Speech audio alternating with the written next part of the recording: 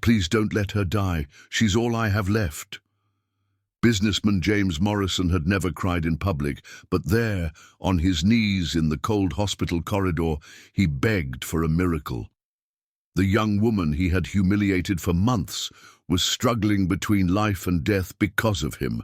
3 months before that terrible day in the hospital, James Morrison woke up at 5:30 a.m. every day. At 50, his grey hair was always perfectly combed, his Italian suits impeccable, but his blue eyes, oh, his eyes were pure ice.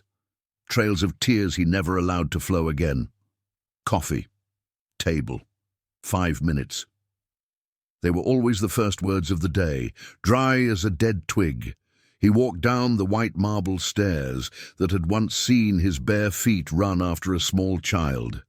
Now, only the hard steps of expensive shoes.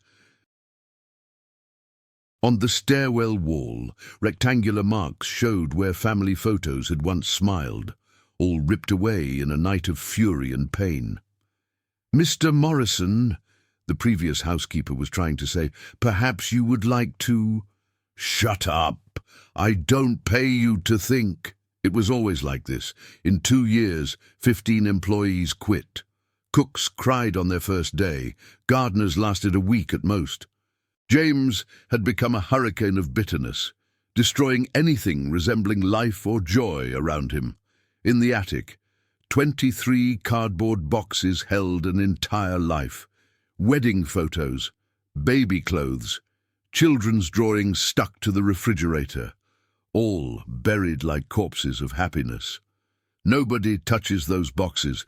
Nobody," he yelled at the 15th employee who was leaving. It was a grey March morning when the mansion's doorbell rang. James opened the door with a grim expression, expecting to find yet another desperate job seeker who would flee within a week. "Are you James Morrison?" asked a sweet voice. Before him stood a young woman of 22, brown hair tied in a simple ponytail, wearing a worn but clean coat. Her brown eyes shone with a light he had forgotten existed. "I'm Emma Martinez. I'm here for the maid position." James looked her up and down with contempt. "You look very young." "Have you ever worked in a family home?" "Yes, sir, for 4 years with the Chen family in Bridgeport." Emma held her gaze steadily, unafraid. "And why did you leave?" "Mrs. Chen passed away. Cancer. I took care of her until the end." His voice trembled slightly, but he didn't lower his eyes. James laughed cynically. "Oh, so you're one of those sentimental types. You won't last a week here." "Excuse me, Mr. Morrison," Emma said politely but firmly. "I don't give up easily. If you give me a chance, I promise you won't regret it." Something about that young woman's determination stirred James. Maybe it was the challenge, or maybe it was the morbid curiosity of seeing yet another person give up on him. $800 a month, back room, work 6 days a week. I don't want any talk. I don't want any pity. I don't want any smiles. Just work and leave me alone. "Accept," Emma nodded. "I accept, Mr. Morrison. Last question, where are your parents?" Emma's face darkened for a moment. "I have no parents, sir. I was raised in an orphanage." James felt something strange in his chest, but quickly shook it off. "Better this way, less complications. You can start tomorrow." The small room at the back of the property was 6 square meters. It had a single bed, a small wardrobe, a small table, and a window overlooking the garden. Emma packed her few belongings, 3 uniforms, a worn Bible, and a yellowed photo of the nuns at the Santa Teresa orphanage. "Thank you, Sister Maria," she whispered, kissing the photo. "Your lessons on patience and love will help me here." Every morning, Emma woke at 5:15, 15 minutes before her boss. She took a cold shower. James had turned off the hot water in her room, put on her simple blue uniform, and knelt beside her bed in prayer. "Lord, give me strength for another day, and if it is your will, help Mr. Morrison find peace." At 5:30 sharp, she knocked on the main kitchen door. "Good morning, Mr. Morrison. Your coffee is ready." He never responded to greetings. He just grumbled and pointed out flaws. "This coffee is weak. You don't even know how to make coffee properly." "Sorry, sir. I'll make another stronger one." "Of course you will. That's what I pay you for, isn't it?" Emma smiled, even though her heart was heavy, not out of submission, but because she saw beyond the anger. She saw a man racked with grief, screaming because he'd forgotten how to ask for help. During the day, she cleaned the 15-bedroom mansion alone. James sometimes followed her, looking for something to criticize. "This window has a stain. Are you blind?" Emma looked at the spotless window and sighed. "You're right, Mr. Morrison. I'll clean it again. Obviously, I can't have a dirty house." At night, in her little room, Emma wrote in a small diary, "Day 15 of working here. Mr. Morrison yelled at me 7 times today, but I saw him standing in front of the door of what must have been a child's room. He stood there for 10 minutes just staring. There was so much sadness in his eyes. Tomorrow I'm going to make the chocolate cake Sister Maria taught me. Maybe it will trigger some good memory in him." This is how they lived in the Connecticut mansion. A man who had buried his heart along with his family, and a young woman who believed that every heart can beat again. It was a Friday in June when James decided to throw a business party at the mansion. The house hadn't hosted guests in years, but a new $1 million contract was worth celebrating. "Emma," he shouted from the main room, "I want everything spotless for tonight. 20 important guests will be here at 8. "Yes, Mr. Morrison," Emma replied, already mentally calculating everything she needed to do. All day long, she hurried through the mansion. She cleaned every piece of furniture, set the dinner table with fine china, arranged the flowers, and polished the crystal glasses until they sparkled like diamonds. By 6 o'clock in the evening, the house was perfect. "Mr. Morrison, everything is ready," she said, with a shy smile of pride. James barely glanced at her. "We'll see. And remember, you stay in the kitchen. I don't want you showing up in front of my guests." Emma felt her heart sink, but nodded.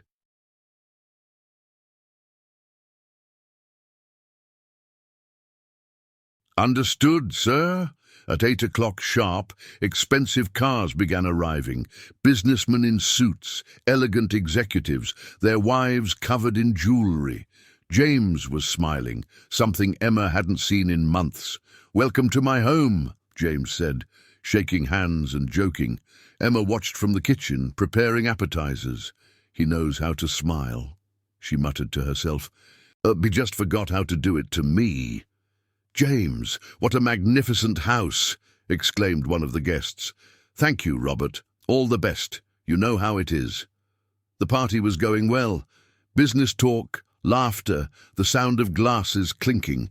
Emma served discreetly, invisible as always, until the unthinkable happened. Emma was serving wine when one of the guests accidentally bumped into her.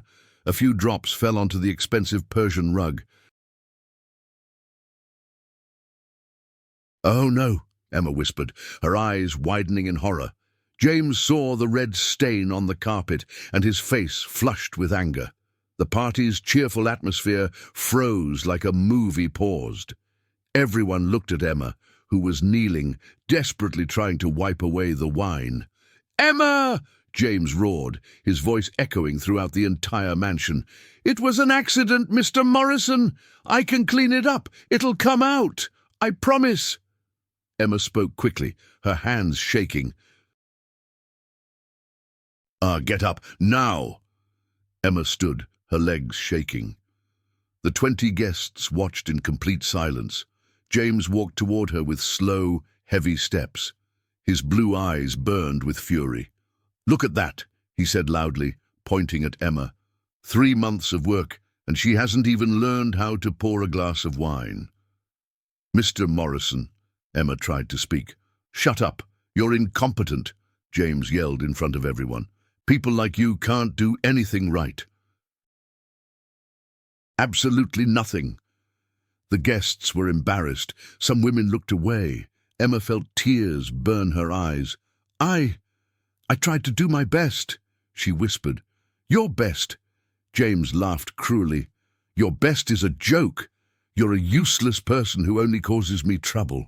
James, maybe you're being a little harsh. One of the guests tried to intervene. Harsh?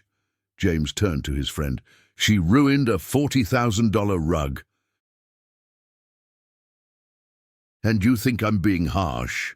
Emma looked around. 20 pairs of eyes judged her, whispers of pity, faces of disgust. Humiliation burned her soul like a hot iron. Something broke inside Emma at that moment. 3 months of humiliation, of working like a slave, of being treated like garbage. 3 months of trying to see goodness in a man who no longer had a heart. Enough, she whispered. What did you say? James approached her, menacing. Emma lifted her head.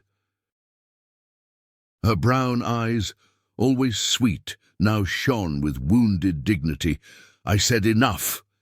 His voice echoed through the room. Everyone was startled. The submissive Emma had disappeared. I don't deserve to be treated like this, she continued, her words pouring out like water from a broken dam. I work 16 hours a day in this house. I clean, I cook, I take care of everything. And why? To be called useless in front of strangers. James was speechless. He had never seen Emma like this. I'm a human being, Emma screamed, tears streaming down her face. I have feelings, I have dignity, and I will no longer accept being treated like an animal. The silence in the room was as sharp as a knife. Emma took off her apron and threw it on the floor.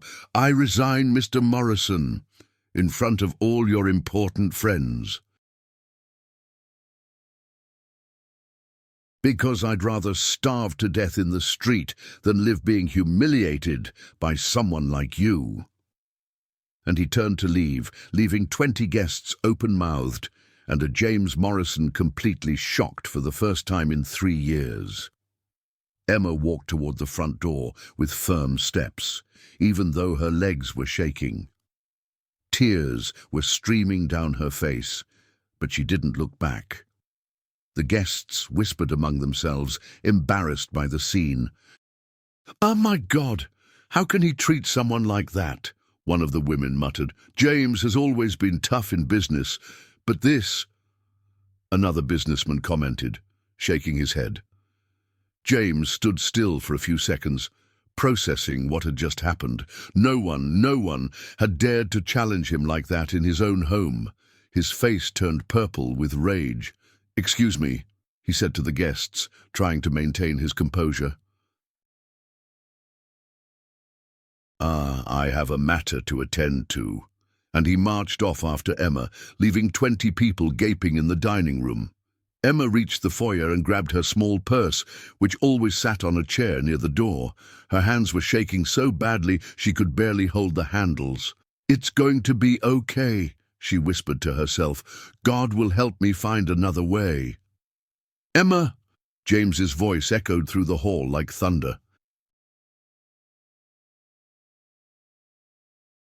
She turned and saw James hurrying down the stairs, his blue eyes blazing with fury. She had never seen him so upset. Where do you think you're going? He asked, blocking her path to the door. I'm leaving, Mr. Morrison. Like I said, I resigned. You can't just leave like that. Emma took a deep breath. Yes, I can. I'm free to work wherever I want. James took 2 steps toward her. Free, free. He laughed bitterly. You have nowhere to go, no references. No money? I'd rather sleep on the street than be treated like trash, Emma replied, trying to get around him to the door. You're not going anywhere, James yelled, completely losing control. Emma tried to walk past him, but James grabbed her arm tightly. "Let me go," she screamed, trying to pull away. "You are not leaving this house until I give you permission." His fingers tightened around her arm. "You owe me respect." "Gratitude!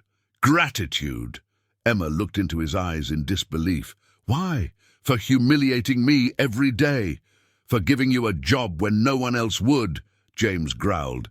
"You came here with nothing, nothing. An orphan with no family, no money, no future." His words were like slaps to Emma's face. She felt her heart shatter. "And I should be grateful for that?" she asked, her voice breaking. "For working 16 hours a day and being called incompetent. You should be grateful to have a roof over your head," James continued yelling. "People like you should kiss the ground I walk on." Emma stopped trying to pull away and stared at James. Her tears had stopped falling. There was something different in her eyes now, a coldness he'd never seen before. "People like me," she repeated slowly. "That's right. Orphans, no family, no social standing. You should be grateful for any crumbs you get." Every word he said was a stab. Emma felt as if she were being torn apart inside. "You are a monster," she whispered. "Am I a monster?" James tightened his grip on her arm. "I'm the one who gave you a job. I'm the one who pays your salary. I'm the one who gives you a place to live." "You gave me a job, not a life," Emma shouted back. "You treat me worse than you would a dog. Maybe it's because you're not worth more than that." The sentence was like a punch in the stomach. Emma was breathless for a moment. "How can you be so cruel?" Emma asked, her voice breaking. "I work so hard. I try so hard to please. What have I done to deserve so much hate?" "You irritate me," James shouted, losing all reason. "Your existence irritates me. Your saintly face disgusts me. Your pathetic attempts to please me make me want to vomit." Emma felt her legs grow weak.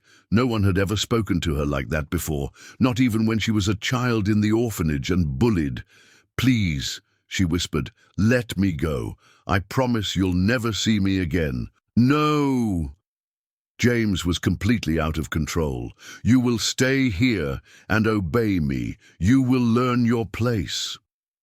"My place?" Emma repeated, the pain turning to indignation again. "My place is as a human being, not as a slave." "Your place is where I decide it is." Emma looked at the arm James held tightly. Then she looked at his face, distorted with rage. And then something shifted inside her. "Do you know the difference between you and me?" she asked with strange calm. "Enlighten me," James growled sarcastically. "I may not have a family, I may not have money, I may not have social standing," Emma said slowly, "but I have a soul. I have a heart. I still know how to love."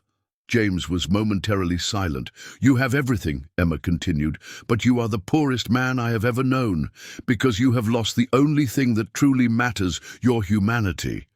"Shut up!" James yelled, tightening his grip on her arm. Emma grimaced in pain but didn't scream. "You can hurt me. You can humiliate me. You can break me down. But you'll never make me bitter and hateful like you. Let go of me," Emma screamed, trying to pull her arm away with all her strength. James tightened his grip, his fingers digging into her delicate skin. "You're not leaving, not until I decide." "You're hurting me!" Emma yanked her arm back violently. "You should have thought of that before you disrespected me." Emma struggled like a bird trapped in a cage. She twisted her body, tried to free herself, pulled desperately at her arm. Tears streamed down her face, but she wouldn't give up. "Please, let me go," she pleaded. Emma yanked so hard she nearly lost her balance. In that desperate movement, the long sleeve of her white blouse rode up her arm. And then, there on Emma's left forearm, appeared a small, perfect birthmark.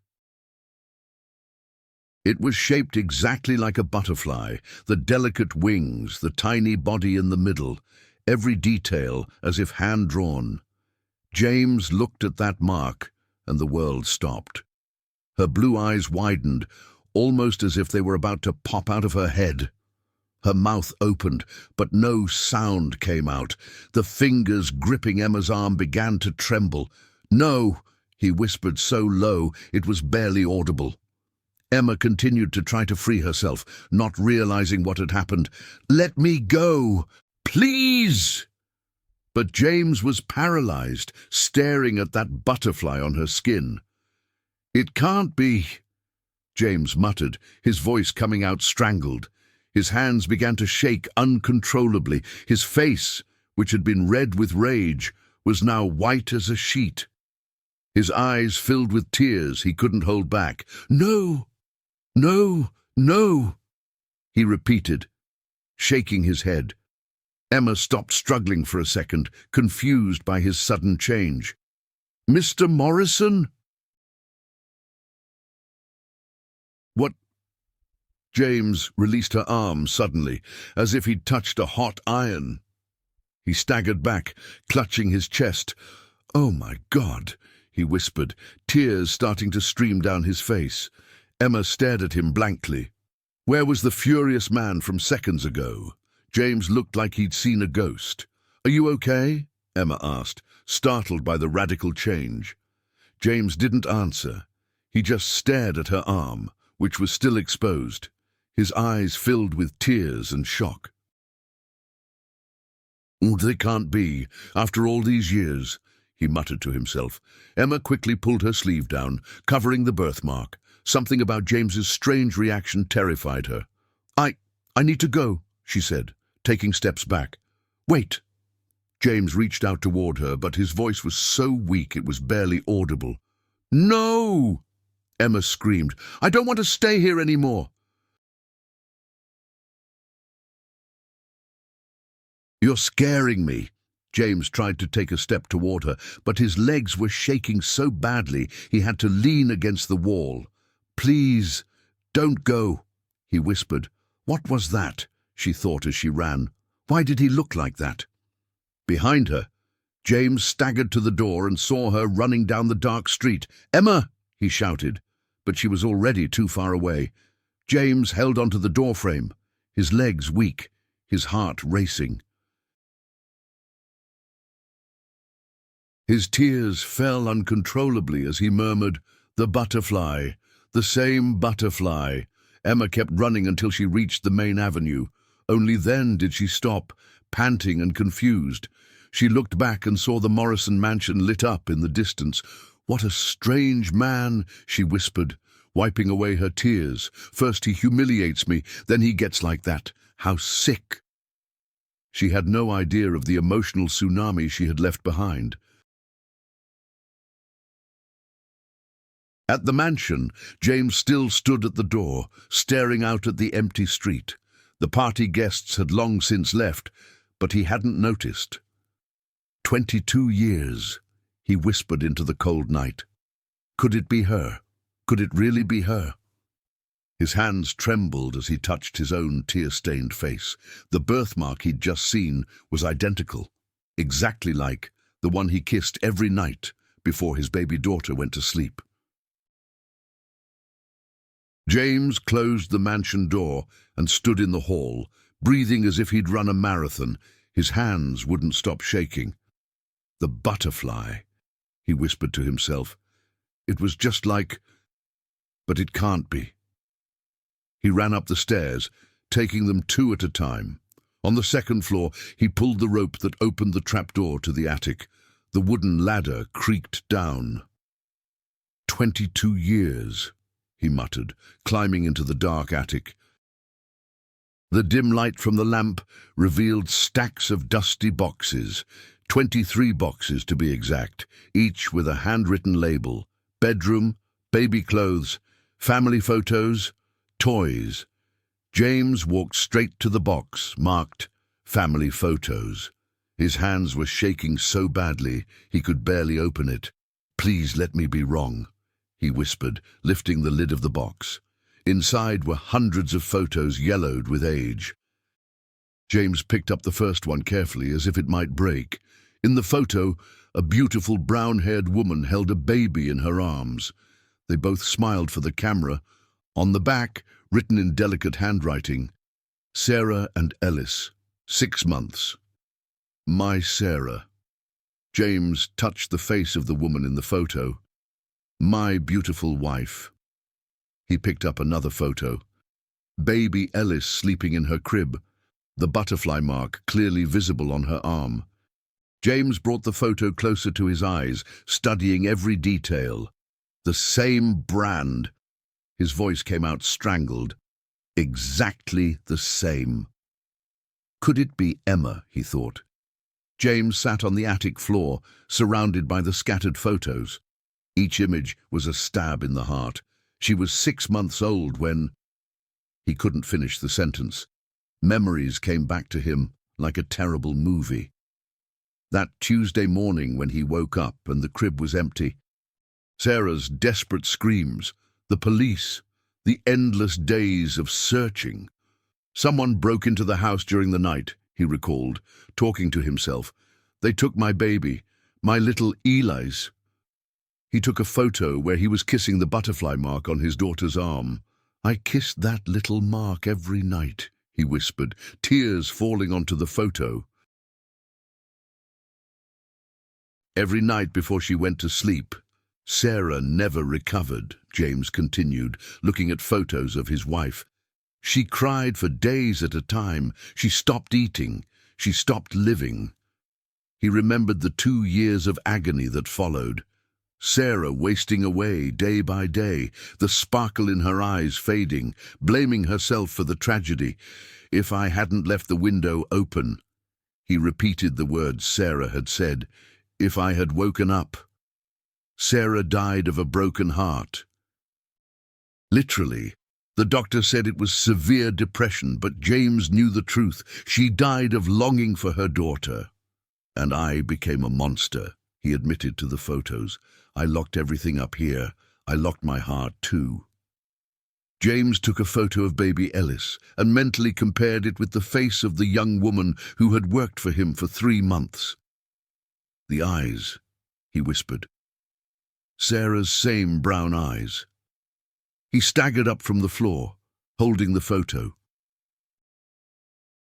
The shape of your face, the way you smiled, even your voice. He was speaking faster and faster. No, it can't be. He shook his head. Emma Martinez. She said she was raised in foster care. But the birthmark didn't lie. It was perfect, identical. A butterfly with the same delicate wings, the same little body in the middle. Oh my God! James fell to his knees amidst the scattered photos. What if it's her? What if it's really her? 3 months, he whispered, horrified. 3 months I mistreated, humiliated, yelled at. The realization fell upon him like a mountain. If Emma was truly his lost daughter, then he had spent 3 months treating her worse than an animal. She's so kind, so much like Sarah, he sobbed, clutching the photos. All of Emma's kindness, her patience, her ability to forgive, her faith, it all made sense now. She had her mother's heart. I need to find her, he stood up suddenly. I need to know the truth. James pocketed a photo and ran down from the attic. His heart was pounding wildly between hope and terror. James ran out of the mansion like a man possessed. The street was dark, lit only by streetlights. He looked this way and that, searching for Emma. "Emma!" he shouted into the silent night.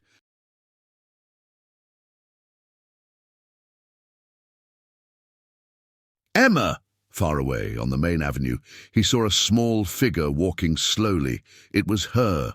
"It has to be her," he whispered, touching the photo in his pocket. "My daughter. My Emma." James began to run like he had never run before in his life. His feet pounded the asphalt, his heart pounding. "Emma, wait!" Emma heard someone shout her name behind her. It was James's voice. She turned, startled, and saw him running toward her. He's completely gone mad, she thought, quickening her pace. But James kept running and yelling, "Emma, please stop. I need to talk to you." Emma got scared and started running across the street without looking either way. It was at that moment that she saw the car's headlights. It was too late. Bam! The sound of the impact echoed down the avenue. Emma flew a few meters and fell to the asphalt, motionless. "No!" James screamed at the top of his lungs. James ran to where Emma lay. She was bleeding from the head, her eyes closed, and she wasn't moving.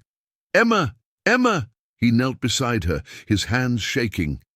"My daughter. My little girl." The driver got out of the car in despair. "Sir, she ran across. I couldn't brake." "Call an ambulance," James yelled. "Now!" He took off his coat and placed it under Emma's head. Tears streamed down her pale face. "Please don't die," he whispered. "I just found you. I can't lose you again." Within 5 minutes, the ambulance arrived. The paramedics loaded Emma onto a stretcher and took her to the hospital. James went with her, holding her hand the entire time. "She's my daughter," he said to the doctor. "Do everything you can. Money is no object." The ambulance pulled up to the emergency entrance of Greenwich Hospital with sirens blaring. James jumped out before the vehicle even came to a complete stop.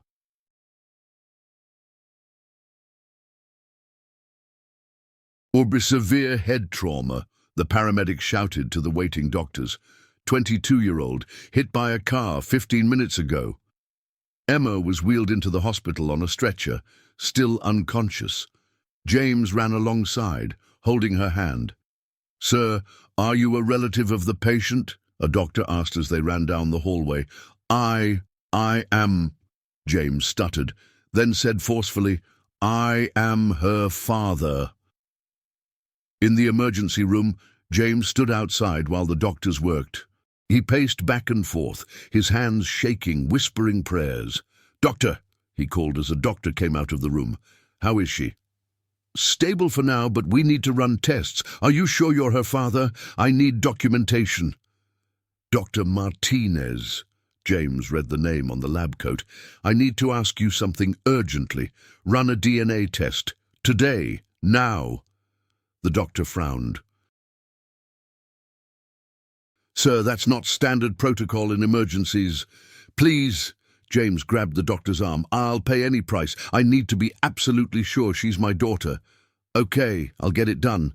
But first we need to stabilize her completely." James was taken to a waiting room. It was 3 in the morning, and the hospital was nearly empty. He sat down on a cold plastic chair and took the photo out of his pocket. "Sarah, if you can hear me," he whispered to the photo, "help me save our little girl." At 6 in the morning, a nurse approached with a clipboard. "Mr. Morrison, we need a saliva sample for DNA." James opened his mouth immediately. "How long until the results?"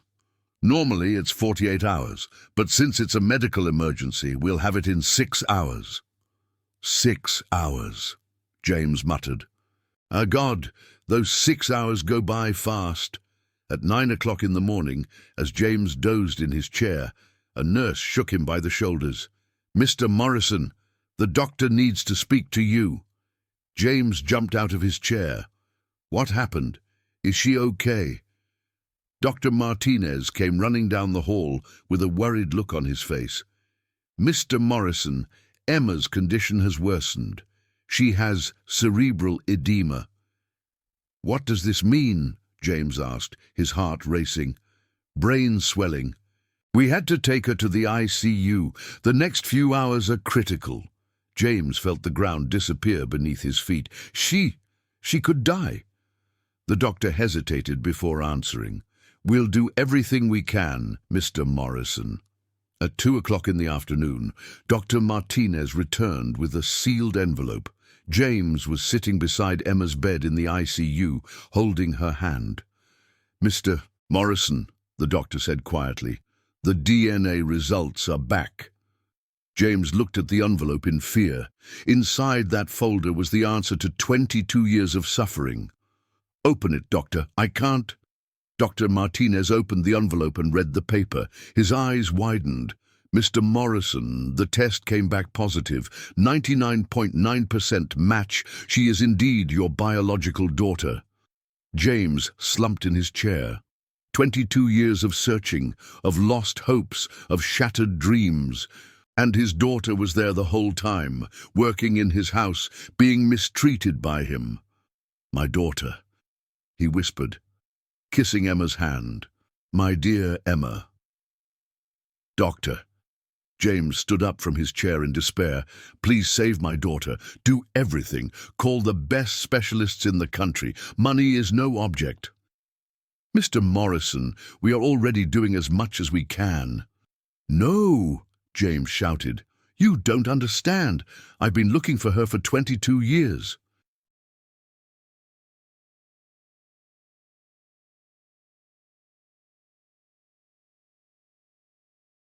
She was kidnapped as a baby. I lost my wife because of it. And now that I've found her, you're telling me she might die. Dr. Martinez's mouth fell open. She was kidnapped. And the worst part, James continued, tears streaming down his face, is that she worked for me for 3 months and I treated her like dirt. I yelled at her. I humiliated her. I mistreated her.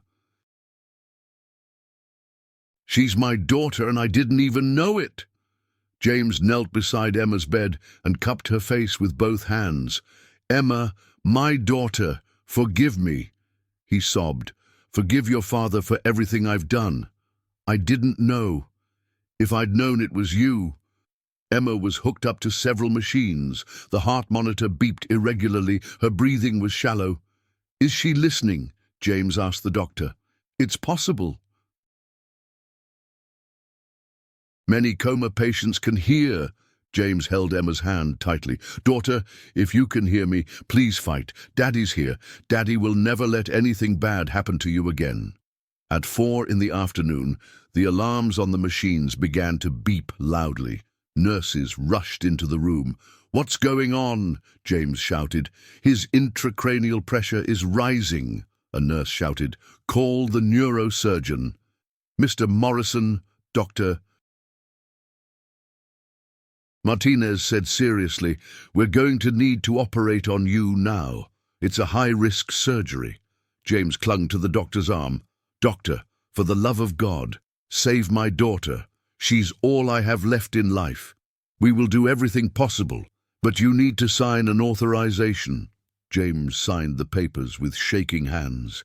Doctor, if she doesn't survive, I can't live with this. Emma was wheeled into the operating room.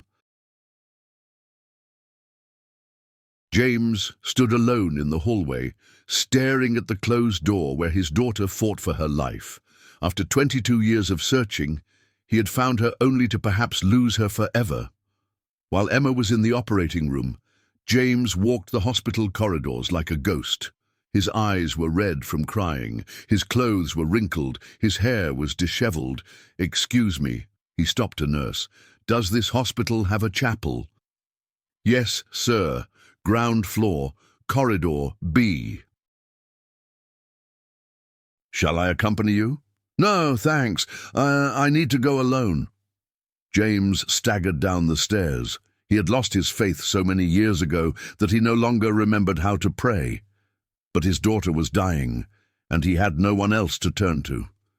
The hospital chapel was small and simple, wooden benches, a cross on the wall, and a few lit candles. James entered slowly, as if he were treading on sacred ground. I haven't been in a church in 22 years, he whispered into the silence. There was only one elderly woman praying in the front row. James sat in the back pew, away from everyone, and stared at the cross on the wall. God, he began, but his voice broke. He tried again. God, I know I have no right to be here. I know I didn't deserve to speak to you after all this time. James looked around, saw he was alone, and slowly knelt on the cold chapel floor. His knees hit the marble with a dull thud. Sir, he began in a choked voice, I am not a good man. I have become bitter, cruel, full of hate." Tears began to stream down his face again. "For 22 years I blamed the Lord for letting them take my daughter. For 22 years I lived angry at the Lord, at life, at everything." James put his hands together, just as he had seen his mother do when he was a child. "But now I understand. It was my fault." "It was always my fault. My Emma was there in my house for 3 months, James sobbed, "and I treated her like dirt. I yelled at her, I humiliated her, I hurt her." He pounded his fist on his chest. "What kind of father am I, Lord? What kind of man mistreats his own daughter without even knowing who she is?" The pain in James's chest was so intense he could barely breathe. "I have become exactly the kind of person I hated when I was young."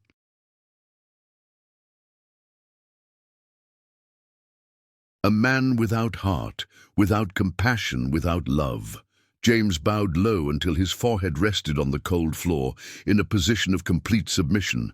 "Lord, if you save my daughter," he whispered, "I promise I will change. I will be the father she deserves. I will be the man Sarah fell in love with." He raised his head and looked at the cross through his tears. "I will use my fortune to help other orphans. I will build orphanages, schools, hospitals. I will dedicate the rest of my life to righting the wrong I have done." His voice became firmer, more resolute. "I will learn to love again, Lord. I will learn to be human again." James stretched out his hands toward the cross, as if he were pleading. "But please," his voice broke completely, "don't take the only living piece of hope I have left." He cried so hard that his body was shaking. "She's all that's left of my Sarah. She's all that's left of the good man I once was. If she dies, Lord, I die with her." James gripped the front seat, his strength draining away. "Emma is innocent in all of this. She has never hurt anyone. She has the purest heart I have ever known." "If anyone has to pay for my mistakes," James said in a firm voice, "let it be me. Take my life, Lord, but let her live." He took the yellowed photo from his pocket, Sarah holding baby Emma. "Sarah," he whispered to the photo, "if you are there with the Lord, please intercede for our daughter. She needs to live. The world needs her." James kissed the photo and held it to his chest. "I promise, Sarah, that I will love our Emma as I should have always loved her. I will make up for every day of pain I have caused her." James knelt in the chapel for a full hour, praying, promising, pleading. When he finally stood up, there was something different in his eyes. Bitterness had turned to determination. Hatred had turned to love. Despair had turned to faith. "Thank you, Lord," he whispered, "for giving me a second chance at being a father." When James left the chapel and returned to the ICU, 6 hours after Emma entered the operating room, Dr. Martinez finally emerged, still wearing his green scrubs. James jumped from the chair where he had been waiting, praying non-stop. "Doctor, how is she?" James ran to him, his heart racing. Dr. Martinez smiled for the first time that terrible day. "Mr. Morrison, the surgery was a complete success. We were able to reduce all the brain swelling." James fell to his knees right there in the hallway. "Thank you, God. Thank you." "She's being moved to a private room now," the doctor continued. "She's still under the anesthesia, but all her vital signs are normal." "Can I see her?" James asked, standing up with tears in his eyes. "Sure, room 205, but it will still take her a few hours to fully wake up." James entered room 205 and saw Emma sleeping in the hospital bed. Her head was bandaged, but her face was peaceful, breathing normally. "My girl," he whispered, pulling a chair closer to the bed. For 3 hours, James held Emma's hand, talking quietly to her. Emma, Daddy's here. You had surgery, but you're okay now. You're strong, just like your mommy." He took the yellowed photo out of his pocket. "Look, my daughter. I brought a picture of your mommy. You two look exactly alike. The same eyes, the same smile." At 9 o'clock, Emma began to stir. Her eyes slowly opened. "Where? Where am I?" Emma asked weakly, trying to focus her eyes. "And you're in the hospital, Emma. You had an accident, but you're okay now," James said softly. Emma tried to sit up, but felt dizzy. "Mr. Morrison, what are you doing here?" "Calm down. Don't try to move yet. You hit your head." Emma looked around, confused. The room was private, with flowers, and everything was very beautiful and expensive. "Mr. Morrison," she said slowly, "I can't afford a room like this. Why are you here? Why are you helping me?" James felt a lump in his throat. The moment of truth had arrived. "Emma," James said, his voice shaking, "I need to tell you something very important. Are you okay? You look like you've been crying." James smiled through his tears. "I'm fine now, better than I've been in 22 years. He picked up the envelope with the DNA results that was on the table next to him. "Emma, do you remember the birthmark on your arm? The little butterfly?" Emma reflexively touched her arm. "Yes, I've had it since birth. Why?" "Can I see her again?" Emma looked at him strangely, but rolled up the sleeve of her hospital gown. There was the perfect little butterfly. James started crying when he saw the mark again. "Emma," James said, opening the envelope, "I had a DNA test done on us." "An exam for what?" Emma tried to sit up, confused. "Paternity test, my daughter. Fatherhood." Emma's eyes widened. "Mr. Morrison, I don't understand." James showed her the paper. 99.9% match. "Emma, you are my biological daughter." Emma stared at the paper, unable to process the information. This can't be right." "Emma," James said in the softest voice he could muster, "I'm your father, your real father." The paper fell from Emma's hands. She looked at James as if she were seeing a ghost. "No, it can't be." "My daughter," James approached her. "You were kidnapped when you were a baby. You were only 6 months old." Emma started crying and couldn't stop. "Kidnapped? Someone broke into our house during the night and took you. Your mother, Sarah, and I searched for you for years. Your mother died of grief 2 years later." "My mother," Emma whispered. James took the yellowed photo from his pocket. "This is your mother, Sarah, holding you as a baby. Look at the little butterfly mark on your arm." Emma took the photo with trembling hands. In the image, she saw a beautiful woman holding a baby with the exact same birthmark. "We look just like each other," she murmured, touching her mother's face in the photo. "Emma, I need to ask for your forgiveness," James said, kneeling beside the bed. For 3 months you worked in my house and I treated you terribly. Mr. Morrison, no, call me Dad, please." He held her hand. "I didn't know who you were, but that doesn't excuse my behavior. I yelled at you. I humiliated you. I was cruel to my own daughter," Emma cried, but they were tears of joy and sadness mixed together. "I always knew I had a family somewhere," she said through sobs.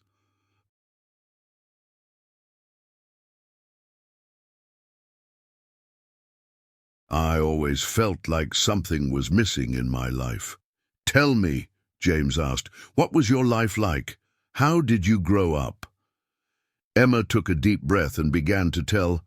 "I was left at the door of the Santa Teresa orphanage when I was a baby. The nuns raised me with so much love." "What do you mean, left?" "Sister Maria said a woman left me there in the middle of the night. She was crying a lot and said she couldn't raise me." James understood. The kidnappers probably abandoned Emma when they saw the impact of the case. "Sister Maria was like a mother to me." Emma continued. She taught me to read, to have faith, to be strong. She always told me that my real parents loved me wherever they were. And she was right, James said, kissing his daughter's hand. Daddy has always loved you, every day of these 22 years. Dad, Emma said the word for the first time, testing how it sounded. Yes, Daddy. Yes, my daughter. It's me, your daddy, who looked so hard for you. Emma threw herself into James's arms, and they embraced like they had never embraced before. 22 years of longing, searching, and tears, all resolved in that embrace. I dreamed of this day, Emma cried into her father's shoulder. I dreamed of finding my family. And I dreamed of meeting you, James replied, stroking his daughter's hair. Every day I prayed to see you again. Daddy, Emma said, looking into his blue eyes, the same eyes she saw in the mirror. Will you forgive me for trying to leave your house? James laughed through his tears. Daughter, you have nothing to apologize for. I'm the one who needs forgiveness. I forgive you, Daddy, and I love you. I love you too, my Emma. More than anything in this world. Father and daughter embraced again, and for the first time in 22 years, they both felt complete. For the next 3 days, James never left Emma's side in the hospital. He slept in the recliner in her room, brought her fresh flowers every morning, and talked to her for hours. Good morning, my princess, he would say every morning. How did you sleep? Better every day, Dad. You know what's weird? For the first time in my life, I feel protected. James smiled, and it will be like this forever. Daddy will never let anything bad happen to you again. By the second day, Emma could sit up without feeling dizzy. James brought more photos, and they spent the entire afternoon looking at memories. This one. James showed a picture of Sarah breastfeeding Emma. Your mother sang you to sleep every night. What song did she sing? You Are My Sunshine. It was her favorite. Emma smiled. At the orphanage, Sister Maria used to sing that song to me when I had nightmares. Now I understand why it calmed me so much. Daddy, Emma said on the third day, tell me what our life was like before the kidnapping. James sat closer. We were very happy, my daughter. Sarah and I had just bought the mansion. You slept in the little pink room next to ours. The room that is always closed? That's right. I never managed to get in there after you disappeared. Emma held her father's hand. And how did you two meet? James smiled, remembering. Your mother worked at a library. I went there every day just to see her. It took me 2 months to work up the courage to ask her out for coffee. Was Mom shy? He was the sweetest person in the world, just like you. Emma wanted to know more. Tell me about our routine. What did we do together? Every Sunday we went to the park. Sarah would bring sandwiches and we would have a picnic. You loved watching the ducks on the lake. Tears welled up in Emma's eyes. I've always loved ducks. When I was a kid, I drew ducks all the time, but I never knew why. Now it's your turn, James said. Tell me what it was like growing up in the orphanage. Emma took a deep breath. It was hard at first. I was so little and cried a lot. Sister Maria said I screamed Mama and Papa all the time.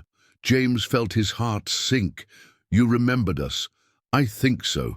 I had dreams about a brown-haired woman who would sing to me. I thought I was imagining it. It was your mother visiting your dreams, James said with certainty. Emma continued. When I turned 7, I stopped asking about my parents.